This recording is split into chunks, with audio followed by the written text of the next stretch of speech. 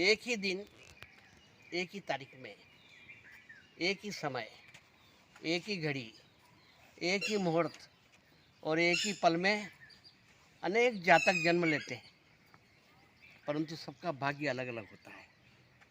कोई चपरासी बनता है तो कोई कलेक्टर बन जाता है, कोई मजदूर बनता है तो कोई मिनिस्टर बन जाता है, कोई कड़का रहता है और कोई करोड़पति बन जाता है। तो सभी जातक एक साथ जन्म लेते हैं तो भाग्य अलग अलग क्यों हो जाते हैं? यही प्रश्न एक राजा के मन में आया। तो उसने अपने राज दरबार में अपने राज्य के जितने भी ज्योतिषी थे उन सबको एकत्रित करके सभा बुलाई और यह प्रश्न उनके सामने रखा कि यहाँ तक कि युगम यानी कि जुड़वा बच्चे पैदा हो जाते हैं तो वो तो एक साथ ही पैदा होते हैं, तो फिर उनके भी आगे अलग अलग क्यों हो जाते हैं? एक कारपोरेट बन जाता है और एक कबाड़ी बन जाता है, तो ऐसा क्यों होता है? सभी ज्योतिषी बहुत विचार किया पर कोई उसका उत्तर नहीं दे पाया। तब एक वृद्ध ज्योतिषी ने कहा कि इसका उत्तर आपको जंगल में एक संत तपस्या कर रहे हैं, उस दिशा उत्तर दिशा की ओर आप जाओ, वहाँ आपको वो मिलेंगे, वो उसका उत्तर देंगे। तो राजा को इस प्रश्न का उत्तर जानने की बड़ी उत्कंठा थी, तो वो घोड़ा लेकर के निकल गया उस दिशा की ओर। वहाँ देखा तो एक तपस्वी धुनी ताप रहा था और धुनी में से अंगारे निकाल निकाल के खा रहा था। तो उनने कहा कि पूरा प्रश्न उनके सामने रखा, तो उसने कहा मेरे पास में समय नहीं है, मुझे भूख लगी है, तू जा, ये मैं तेरे प्रश्न का उत्तर दे नहीं सकता। इससे भी आगे पहाड़ी के उस पार एक तपस्वी और है, वो तेरे प्रश्न का उत्तर देगा। तो वो फिर और आगे गया और उस पहाड़ी के पार पहुंचा तो वहाँ देखा एक तपस्वी तपस्या कर रहा था और चिमटे से अपना मांस नोच नोच करके उसी को खा रहा था।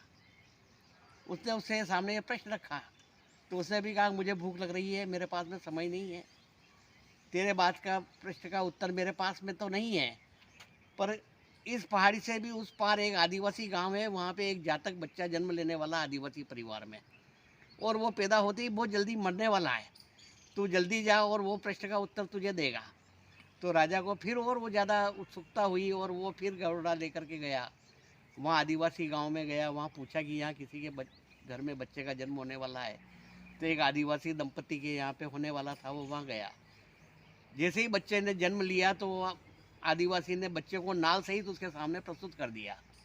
तब उसने उस बच्चे से ये प्रश्न पूछा, तो उसने कहा हाँ इसका उत्तर मैं दे सकता हूँ, पर इसका उत्तर देते ही मैं मर जाऊँगा।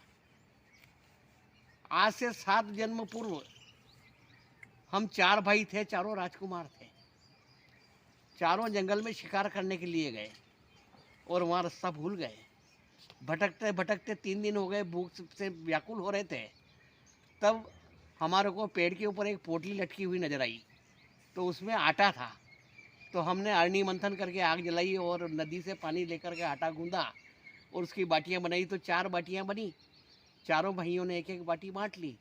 हम खाने वाले थे, तब तक एक भाई के पास में एक महात्मा आया और उसने कहा मैं 10 दिन से भूखा हूँ, मेरे प्राण जा रहे हैं, यदि बाटी का कुछ भाग मुझे दे दो तो मेरे प्राण बच जाएंगे। तो उसने कहा कि हम भी 3 दिन से भूखे हैं और ये बड़ी मुश्किल से हमको बाटी मिली है, अब ये मैं बाटी तेरे को दूंगा तो मैं क्या खाऊंगा, आग, चल यहाँ से भाग। तो वो उसको भगा दिया।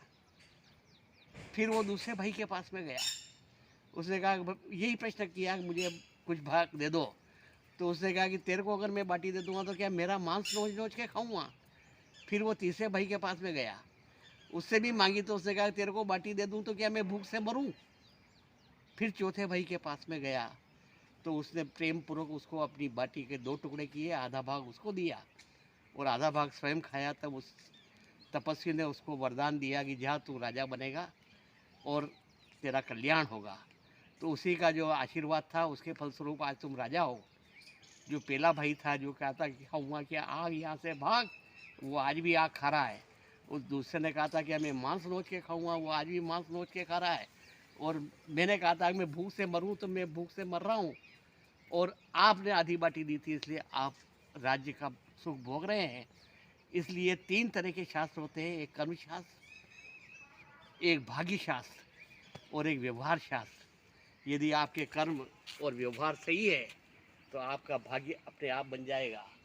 एक छोटे से गलत पासवर्ड से एक छोटा सा मोबाइल नहीं खुलता है, तो गलत काम करने से स्वर्ग के दरवाजे कैसे खुल सकते हैं। इसलिए अपने कर्म को और अपने व्यवहार को श्रेष्ठ बनाइए ताकि आपका भाग्य भी श्रेष्ठ बन जाए। तो इसलिए